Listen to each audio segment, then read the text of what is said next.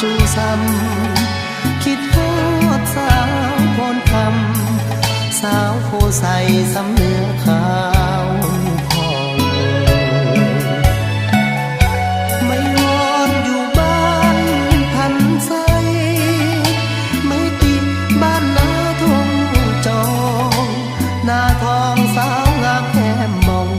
ยังสุขสมปองทุกคนบ่นาคิดฮอดแก้วตาจึงถามข่าวมาบ่แม่นทะเลอยากขอมานั่งแง่สาวสีแพงไม่ท้องน้องลาใส่เด้สาวบ้านมีสุขอย่าให้อายทุกข์ซอกหน้าดาวเวียงนัดกันเทื่อหน้าจะมาเยี่ยมยามแม่กินข้าวงามบ้านนาลิ้วอยู่สงสงเลียบฝั่งน้ำซ้ำเห็นสาวลงอาบน้ำใต้ฟ้าสีขาวยามบ่ายจนทรงอีกคำน้ำซ้ำน้องยังบิดน้ำใส่ให้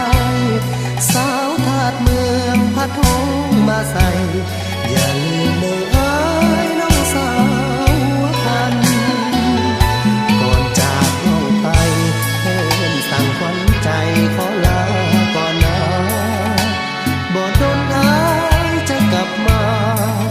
หน้าสกามอย่าลืมคำมันสาวนาน้องบวง